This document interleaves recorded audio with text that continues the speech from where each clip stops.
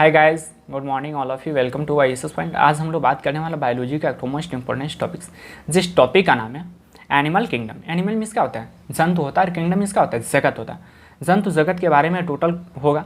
इससे पहले बता दें, जो लोग हमारे चैनल पर नए हैं तो चैनल को like share subscribe and comments जरूर करें, ठीक है। जो हम लोग जंतु किंगडम पढ़ेंगे, इससे काफ़ी क्वेश्चन पूछे जाते हैं, जो हर परीक्षा में 1 से 2 क्वेश्चन यहाँ अनिवार्य होते हैं, ठीक है।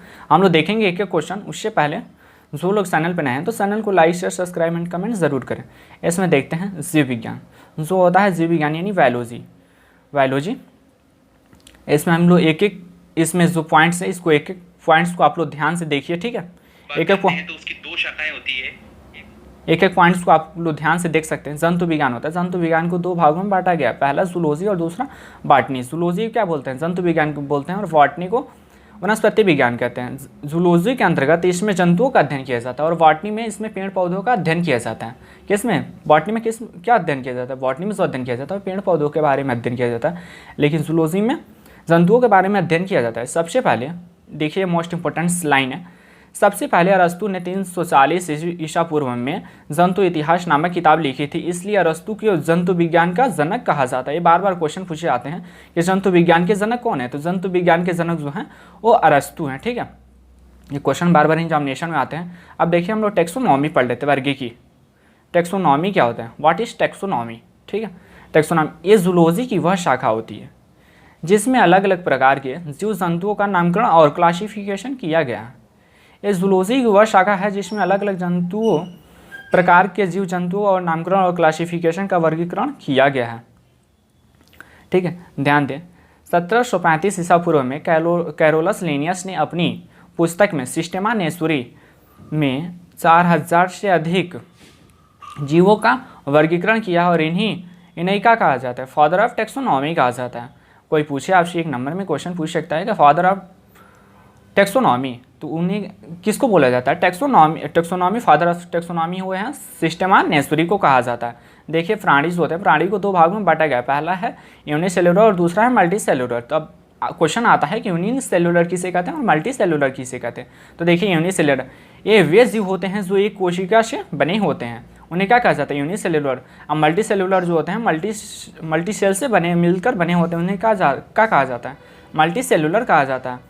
देखिए, सभी एक कोश के प्राणियों को एक संघ में समूह में रखा गया है।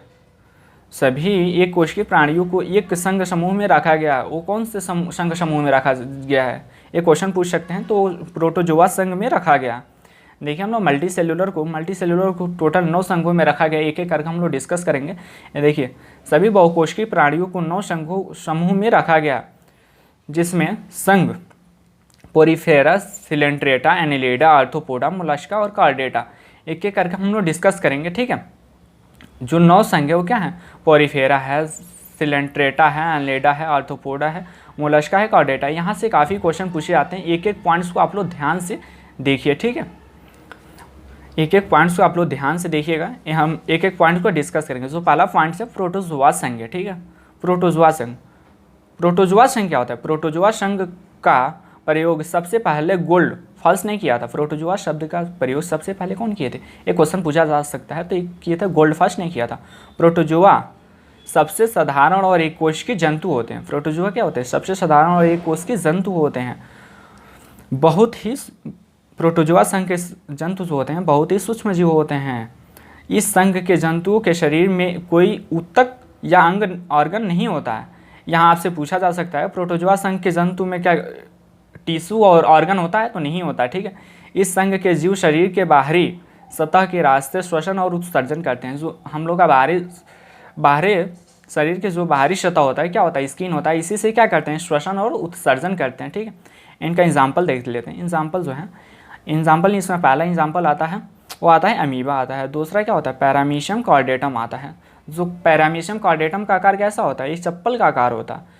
फिर जो थर्ड आता है इसका एग्जाम्पल, वो होता है यूग्लिना, ठीक है। यूग्लिना क्या होता है? यूग्लिना इसे ग्रीन प्रोटोजोआ भी कहा जाता है। फिर हम लोग का 4th एग्जाम्पल आता है टिपेनोसोमम गैरेवियंस। इससे स्लीपिंग स्किन रोग भी कहा जाता है, जिसे सीसी मक्खी इस प्रोटोजोआ की वाहक होती है, ठीक है। उसके बाद 4th एग्जाम्पल आता है एसिटेबुलेरिया। यह सबसे बड़ा क्या है, एक कोशिकीय जीव है। बार बार क्वेश्चन आपसे पूछा जा सकता है, सबसे बड़ा कोशिकीय जीव वो क्या है, स्ट्रोवेरिया है। ठीक है, फिर हम लोग अगला आता है संघ पोरीफेरा। संघ पोरीफेरा यानी फाइलम पोरीफेरा क्या है, ये दूसरा हम लोग है जो मल्टी सेल्यूलर में हम लोग पढ़ रहे हैं। यह साधारण बहुकोशिकीय जीव होते हैं। यह साधारण बहुकोशिकीय जीव होते हैं। इस संघ के सभी जंतु खारे पानी में पाए जाते हैं। ये कहाँ पाए जाते हैं, संघ पोरीफेरा कहाँ पाए जाते हैं, खारे पानी में पाए जाते हैं, मतलब समुद्री चट्टानों या ठोस पदार्थ पर पाए जाते हैं। ठीक है, हम लोग देखते हैं फिर इन जंतुओं के शरीर में बहुत ही छिद्र होते हैं, जिन्हें आस्टिया कहा जाता है। इन्हीं छिद्र से जल, ऑक्सीजन, भोजन इनके शरीर में पहुंचता है। आपसे पूछा जा सकता है कि संघ पोरीफेरा में किसके रास्ते उन लोग के अंदर क्या होता है, भोजन पहुंचता है। तो छिद्र के रास्ते से होता है ऑक्सीजन, भोजन पहुंचता है, ऊपरी छिद्र होता है। फिर आगे हम लोग देखते हैं इनका आकार अनियमित होता है और ये जीव एक स्थान से दूसरे स्थान तक गति नहीं कर सकते हैं। आपसे पूछा जा सकता है संघ पोरीफेरा के जीव जो होते हैं एक स्थान से दूसरे स्थान तक गति कर सकते हैं, तो गति नहीं कर सकते हैं। संघ पोरीफेरा के वे जो सामान्यतः स्पंज कहा जाता है, संघ पोरीफेरा के जीवों को सामान्यतः क्या कहा जाता है, स्पंज कहा जाता है। इसका एग्जाम्पल है शाइकन है, क्या है, स्पंजिया है, यू के प्रेटर्स है। फिर हम लोग थर्ड देखते हैं, ये क्या है, सिलेंट्रेटा यानी पवाल जंतु भी कहा जाता है। सिलेंट्रेटा को क्या कहा जाता है, पवाल जंतु कहा जाता है। इसका नया नाम क्या है, निडेरिया। सिलेंट्रेटा का नया नाम क्या है, निडेरिया होता है। ठीक है, इस संघ के जंतु मुख्य रूप से समुद्री जल में पाए जाते हैं। इस संघ के मुख्य रूप से कहाँ पाए जाते हैं, समुद्री जल में पाए जाते हैं। इन प्राणियों की संरचना धागे की तरह होती है और इन जंतुओं में रक्त नहीं होता है, फिर वे श्वसन कर सकते हैं। ठीक है, इनमें श्वसन तंत्र, उत्सर्जन तंत्र, परिसंचरण तंत्र, चाहे सर्कुलेटरी सिस्टम, ठीक है, इनमें परिसंचरण तंत्र या सर्कुलेटरी सिस्टम जो होता है, सर्कुलेटरी सिस्टम कुछ भी नहीं पाया जाता है। ग्रेट बैरियर रीफ के बारे में आपने सुना होगा, जो ऑस्ट्रेलिया के, ठीक है, फिर हम लोग देखते हैं आगे। ऑस्ट्रेलिया के उत्तर पूर्व में स्थित है। उसका निर्माण इन जंतुओं के द्वारा ही हुआ है। जंतु कैल्शियम कार्बोनेट स्रावित करते हैं, उसी से इनका निर्माण हुआ है। ठीक है, इसका एग्जाम्पल देख लेते हैं। एग्जाम्पल है जो हाइड्रा है, आरेलिया है। ठीक है, हाइड्रा, आरेलिया है, मूंग है। ठीक है, हाइड्रा की खोज कौन किए थे, इसकी खोज, हाइड्रा की खोज जो किए थे लेवेनोहॉक ने किए थे, लेवेनोहॉक ने किया था। ये मीठे जल में पाए जाते हैं। आरेलिया, इसे ही जेली फिश के नाम से जाना जाता है। आरेलिया को भी जेली फिश के नाम से जाना जाता है। ठीक है, फिर हम लोग आगे देखते हैं मूंग। इसका एग्जाम्पल एक तो मूंग है। ठीक है, फिर अगले देखते हैं हम लोग प्लेटीहेलमिन्थेस, जिसे चपटे कृमि भी कहा जाता है। प्लेटीहेलमिन्थेस को क्या कहा जाता है, चपटे कृमि भी कहा जाता है। इन सभी जीवों को आहार नाल नहीं होता। इन सभी जीवों में क्या होता है, आहार नाल नहीं होता है, इसलिए यह सभी जीव दूसरों पर क्या होते हैं, आश्रित होते हैं, मतलब यह पैरासाइट होते हैं। ठीक है, जो दूसरों पर आश्रित होते हैं उसे क्या कहा जाता है, पैरासाइट कहा जाता है। इन सभी जंतुओं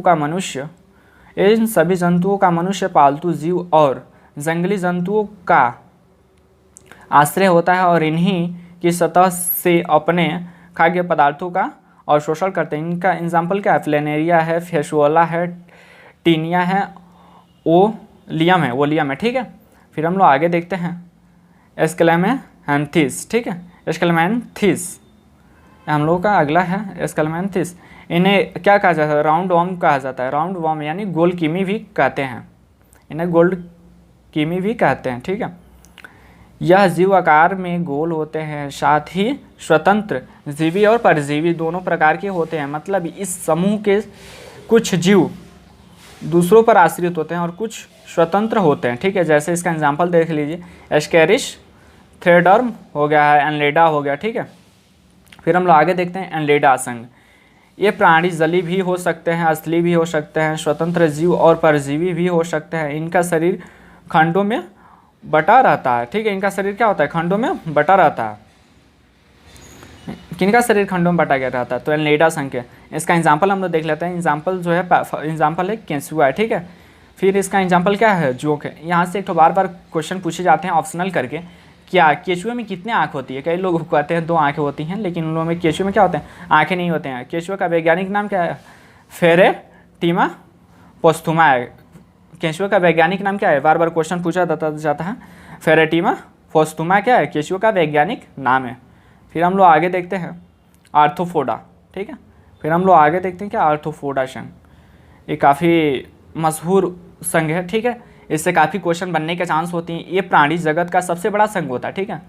जो आर्थ्रोपोडा होता है इस प्राणी जगत का सबसे बड़ा संघ होता है। पृथ्वी पर लगभग 2/3 आर्थ्रोपोडा ही पाए जाते हैं। इस संघ के जंतु जल, थल और वायु तीनों जगह पर पाए जाते हैं, ठीक है। किसके संघ के? आर्थ्रोपोडा संघ के। इन सभी जीवों का शरीर 3 भागों से मिलकर बना होता है। पहला सिर होता है, वक्ष होता है और उदर होता है, ठीक है। इसी आर्थ्रोपोडा संघ में कीट वर्ग भी शामिल होते हैं, जैसे बिच्छू हो गए, मकड़ियाँ हो गई, झींगा हो गए, ठीक है, किकड़ा हो गया, मधुमक्खी हो गया, काकरोच हो गए, सब क्या है? आर्थ्रोपोडा संघ के जंतु होते हैं, ठीक है। आर्थ्रोपोडा संघ के जंतु होते हैं। देखिए काफ़ी मोस्ट इंपॉर्टेंट क्वेश्चन यहाँ से बार बार क्वेश्चन पूछे जाते हैं। कीटों में 3 जोड़ी टांगें होती हैं, लेकिन कीटों में कितने जोड़ी टांगें होती है? कीटों में 3 जोड़ी टांगें होती हैं, लेकिन कुल 6 मकड़ियाँ कीट वाले वर्ग में नहीं आती हैं। जो मकड़ियाँ होती हैं वो कीट वर्ग में नहीं आती हैं, लेकिन उनमें कितने जोड़े टांगें होती हैं? 6 जोड़ी टांगें होती हैं, ठीक है। क्योंकि मकड़ियों में 8 पैर होती हैं। क्योंकि मकड़ियों में कितने पैर होती हैं? मकड़ियों में टोटल 8 पैर होती हैं, तो इसलिए वो कीट वर्ग में नहीं आते हैं। फिर हम लोग देखें इकाइनोडर्मेटा, इकाइनोडर्मेटा, ठीक है। इस संघ के सभी सदस्य समुद्री होते हैं। इस संघ के सभी सदस्य समुद्री होते हैं। इन जीवों के त्वचा पर कांटे पाए जाते हैं। जैसे देखते हैं आप लोग, स्टार फिश एस्केरियस हो गया, समुद्री फिश मार्चिनस इकारियस हो गया, समुद्री खीरा हो गया, ठीक है। और फिर ब्रिटल स्टार हो गया। नोट, ये सभी जंतु मछली नहीं है, ठीक है। सभी क्या है? सभी जो स्टार फिश है, काफ़ी लोग जानते हैं कि एक प्रकार की मछली है, लेकिन मछली नहीं होती है, क्या है? ये भी जंतु हैं, ठीक है। एक प्रकार के जंतु होते हैं। टोटल क्या जंतु है, मछली नहीं है, ठीक है। समुद्री खीरा भी, अर्चिना भी, ये मछली नहीं होते हैं, क्या होते हैं? जंतु होते हैं एक प्रकार के। समुद्री खीरा भी क्या होते हैं? जंतु होते हैं। ब्रिटल स्टार भी क्या होते हैं? जंतु होते हैं। ये देखिए ये भी क्या होता है? एक तो अगला पढ़ेंगे जो मोलस्का, ये क्या होता है? इन जीवों का शरीर मुलायम होने के कारण इन्हें क्या कहा जाता है? मोलस्का कहा जाता है। इस संघ के मैक्सिमम जीव समुद्र में होते हैं। कुछ स्वच्छ जल एवं स्थल में भी पाए जाते हैं। इन जीवों में श्वसन गिल्स के द्वारा होता है। गिल्स के द्वारा किस में होता है श्वसन? मोलस्का संघ के जंतु में होता है। जैसे इसका एग्जांपल आप लोग देख लेते हैं, ऑक्टोपस हो गया, इसे डेविल फिश भी कहा जाता है। बार बार एक क्वेश्चन पूछा जाता है, डेविल फिश किसे कहा जाता है? तो ऑक्टोपस को कहा जाता है। जैसे सीपिया देख लीजिए, इसे कटहल फिश भी कहा जाता है, ठीक है। सीपिया को ही क्या कहा जाता है? कटहल फिश कहा जाता है। फिर हम लोग आगे देखते हैं सीप। फिर अगला जो एग्जाम्पल है वो है हेलियोटिस, ठीक है। अगला एग्जाम्पल जो है हेलियोटिस है। और फिर अगला एग्जाम्पल है वो है पैला। पैला यानी घोगा, ठीक है, जिन्हें घोगा भी कहा जाता है। फिर हम लोग आगे देखते हैं कॉर्डेटा। कॉर्डेटा ये भी लंबा संघ है, ठीक है। कॉर्डेटा संघ हम लोग पढ़ते हैं। यह संघ काफ़ी बड़ा महत्वपूर्ण संघ है। जो कॉर्डेटा संघ है काफ़ी महत्वपूर्ण संघ है। इसी संघ में, ठीक है, इसी संघ में कछुआ, मछली, सांप, तोता, चीता, मनुष्य, बकरी, घोड़ा, हाथी सब आते हैं, ठीक है, इसी संघ में। कॉर्डेटा वर्ग को समझने के लिए इसे छोटे छोटे वर्गों में बांटा गया। जैसे मत्स्य वर्ग हो गया, उभयचर हो गया, सरीसृप हो गया वर्ग हो गया, सरीसृप वर्ग हो गया, पक्षी वर्ग हो गया, स्तनधारी वर्ग हो गया। एक एक हम लोग देखेंगे। इससे पहले बता दें कि जो लोग चैनल पर नए हैं तो चैनल को लाइक शेयर सब्सक्राइब करें। और ये जो है ये हम लोग अगले पार्ट्स में देखेंगे, जो कॉर्डेटा संघ को जितने वर्गों में बांटा गया है। तब तक के लिए ओके, बाय बाय।